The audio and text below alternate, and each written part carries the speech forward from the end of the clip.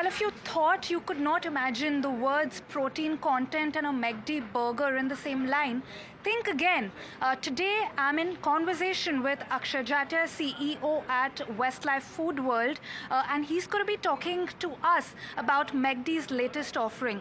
Thank you so much for taking time out to speak to us at NDTV Profit, Akshay.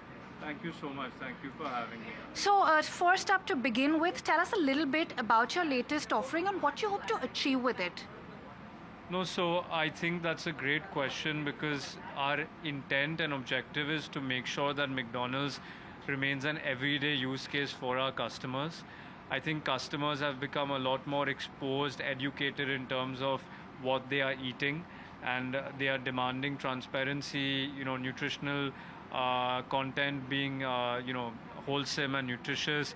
And I think that's something that we actually have always appreciated, and we've always taken the first step. So in terms of this journey that we call Real Food, Real Good, this is one more intervention where protein has become increasingly important in our diet, and actually Indians are quite protein deficient. So in order to bridge that gap and make McDonald's relevant to bridge that gap, we've launched this protein slice, which is a 15-gram slice and has 5 grams of protein. So more than 30% actually of the nutritional content comes from protein, and that's not something easy to do. And we've done this in partnership with the CFTRI, which is India's premier food technology institute, to make sure that what customers are getting is top of the line in terms of nutritional content. So I think we're very excited, and we feel that this is going to drive further occasions at McDonald's in the years to come. All right. Tell us a little bit more about whether it's the first of more such products we can see in the offering. And adding to that, also tell us a little bit about what you see the in-store demand outlook for the coming year. So, like I mentioned, this is part of our journey. As we call it, it's called Real Food, Real Good. And there are multiple steps we've already taken in the past. So we've reduced sodium content, we've reduced oil from our mayonnaise, we've made the aloo tikki, which is one of our most popular burgers, into a balanced meal.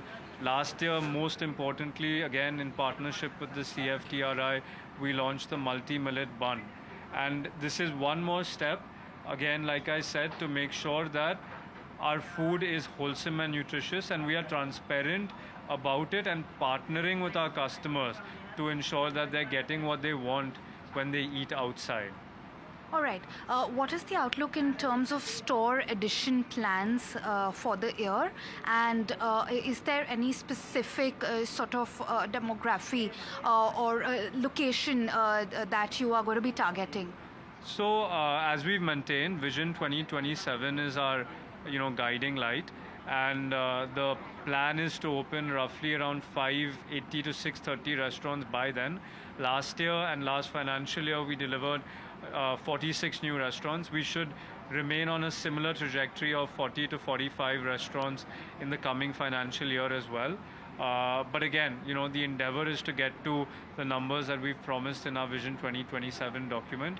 There is a lot of opportunity in our country, and we do feel that with interventions like this, making McDonald's more relevant, making nutrition more accessible at our locations, customers will visit McDonald's more often, and that itself will allow us to expand our presence even further. Okay, so we did see in your latest earnings, we did see a dip in net profit. What can you tell us a little bit about that, and also what is the outlook for the top line as well as the bottom line for FY26? So I think, we've had a pretty challenging past couple of years in terms of, macro as well as the QSR category. As a company, we've been putting, very strong efforts now, and the last 3 quarters have delivered positive same-store sales growth. I think actually from a profitability point of view at a restaurant operating margin level, we delivered improvement despite the challenging environment. So I'm quite proud of the fact that we've been able to unlock operational efficiencies despite subdued same-store sales growth. Moving forward, like we've maintained in all our commentary, we do anticipate an improving trend and trajectory in terms of our same-store sales growth, and that itself should deliver, the growth that we require in terms of sales as well as our EBITDA margins. Got it. One last question before we can let you go. You did touch upon the challenging macro environment that we have been seeing in terms of demand, in terms of consumption. Can you elaborate a little bit on that? And do you see an improvement currently and going forward? So, I mean, it's been a hot topic across all forums, all publications. But I think that what we have been seeing recently is that inflation has started coming off. There are a lot of measures that have been introduced by the central government and state governments in terms of stimulating demand.